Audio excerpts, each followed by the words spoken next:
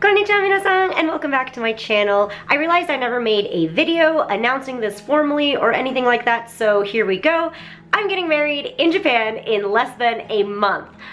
Wow, saying it out loud into the camera is actually really terrifying. I'm just kidding, it's not terrifying at all whatsoever. The only thing that has sucked so far is planning it as expected, and also planning a wedding for another country is just like rip your hair out frustrating, but my mom has taken on a huge brunt of that, so I'm really thankful, and it's not as unbelievably difficult as it kind of should be. So what we're doing is we're having a wedding in Japan, and we're also gonna have one in New Jersey, and we plan to do this because my entire family lives in Japan and Mike's entire family lives in New Jersey and New York, and it would be impossible to fly either one or the other groups to meet one another, so we're gonna just fly immediate family out to each of them and figured that that would be the most fair and make the most sense. So in a month, actually in 2 weeks, Mike and I are going to Japan, and we're gonna hang out for a couple days, and then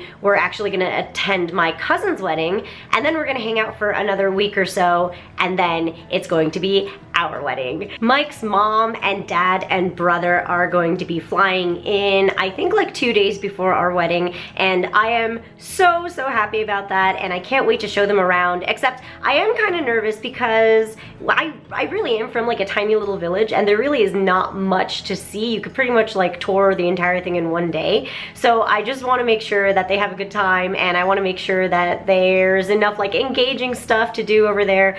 And we do also plan to spend a few nights in Tokyo, so well, one night with them in Tokyo, so hopefully they are going to have an excellent time while they're there. Now, I wanted to show you guys something. The ceremony that we're having in Japan is extremely traditional, and it's gonna be at my shrine, and it is not really that labor intensive. It's definitely not as robust and extravagant as an American wedding, but because it's so traditional, there is kind of a lot to do. Since I speak Japanese, I'm kind of depending on everybody to just tell me what to do when it's all going down and happening. But Mike, who just understands a little bit of conversational Japanese and can read hiragana, is in need of some prep, especially because he has to read this like document thing in Japanese in front of everyone. And I feel kind of bad, but I mean, he's not bad at Japanese, so he's gonna do fine. But I translated it all, well, not translated, I just wrote it all in hiragana for him right here. It's actually, I don't want to show you my handwriting, it's actually a piece of shit in Japanese, but yeah, it's like written in kanji with furigana, which are like the little hiragana on the side to help you read the kanji, but I don't want him to kind of trip up on that, so I rewrote it for him entirely in hiragana so he can practice. And okay, so Japanese weddings are pretty funky.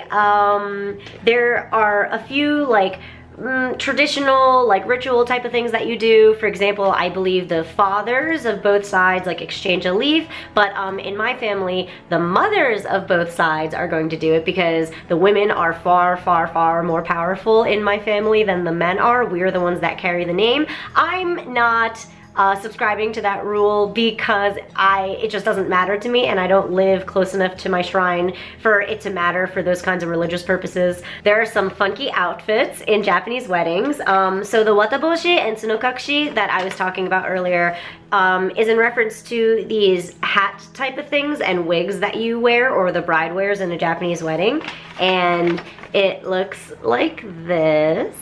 Oh, I don't know if you can see, but wataboshi is the big white hat thingy right here. Tsunokakushi is this one right here, and then there are like half wigs and whatnot. I can't be looking like this. They really do not like that I have blonde hair, especially my family. They deal with it, and they're not gonna, you know, tell me that I have to go dye it, but they definitely do not like it. So I'm gonna have to wear a wig. It's probably gonna be a full wig because I have like zero black hair on me except for the roots, and I'm gonna get that fixed up before I go. So yeah, I'm gonna have to wear one of those. I don't know whether I want to wear the big white hat thing. I know it's supposed to be cute, and also this is so dumb, but there's a Hatsune Miku wedding android that's wearing the wataboshi, and she's so cute, and that's what it reminds me of. But I feel like I'm just gonna look like I'm stuck in a big pillow because I was planning on wearing a white kimono as well, but now that I'm looking at these pictures, the really colorful orange, like reddish kimonos look so much more vibrant and so much more happy and exciting that I might want to switch to those. But yeah, these are also some example pictures of like wedding photography that they do in Japan. It's really cute. Oh, that's my shrine. According to the wedding planner helper person, you can either be like really serious about it or really silly about it. Like I was looking at some of the pictures, and sometimes the groom is wearing like a katana and he's like wielding it, and sometimes the girls are wearing like, I think there was like a Hello Kitty inspired one, which I'm not gonna do. I'm gonna go the more traditional route, but I figured it might be a lot of fun to be a little bit silly about it. Like I want to pose with a sword on my official shrine wedding day. That's fucking dope. Now I want to spend a little bit of time talking about my fiance Mike, because a lot of you guys ask about him. He proposed to me 2 years ago in my shrine in Japan, and it was like the most manliest thing anybody could ever do because he did it in Japanese in front of my whole family, and he planned it all with my mom, and he asked her for her permission first, and it was so awesome to know all of that and to see it happen. I burst into tears, obviously. We are pretty much childhood friends. We have been friends and known each other since middle school, and we even dated for like a hot minute in high school, and then we went to the same college together. We were actually living together in college before we started dating each other, and then we started dating each other, finished college, moved to Los Angeles, and here we are now. I'm basically living like a shoujo anime dream where you get to end up with your childhood friend. So as I was planning for the wedding, I got kind of nostalgic and I started digging through our high school yearbook. It is the fucking coolest thing on earth because it's a comic book. How awesome is that? Look at this. It's basically a hardcover comic book with us in it. It's the best thing in the world. And look, it has Reina's Scully on it. That's me. So as I was flipping through my high school yearbook and looking at adorable high school era us pictures, I realized that it is our reunion this year, our 10-year reunion. It's been 10 years since I graduated Fairlawn High School. What is happening?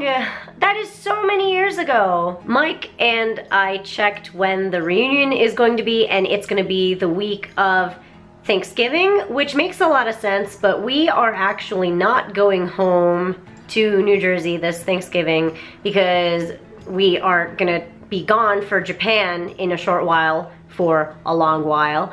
And then we also have a wedding to attend the first week of December. We're actually not even going home for Christmas. Ooh, God, saying that out loud was also very upsetting. So we can't make the reunion, and it's so upsetting because I actually had a really awesome high school experience, mostly thanks to my friends and Mike, but like everybody complains about how shitty high school was. For me, middle school was absolute dog shit and it sucked. But high school was really fun and awesome for me, and I kind of started, I don't know, coming to my own and having a stronger identity, and I was also not afraid to be into the stuff I was into, like anime and video games and X-Files. I kind of like wore those, or I learned to wear those badges proudly.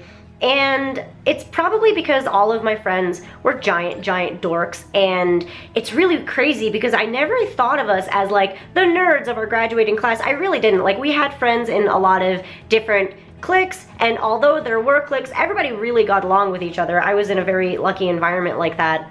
But yeah, like now looking back through this yearbook, I'm realizing that we really were the biggest nerds ever. Like, Mike and a whole bunch of my other friends used to play Magic the Gathering like during lunch, and we would all go to each other's houses and have like, I don't know, LAN parties, and I don't know, it's just, we're like so nerdy, and I'm realizing that now. And I also wanted to see all the other people that I would never otherwise be able to see because our worlds just don't cross over. And reunions are, you know, that's what they're for, and I'm just really sad that I can't attend it.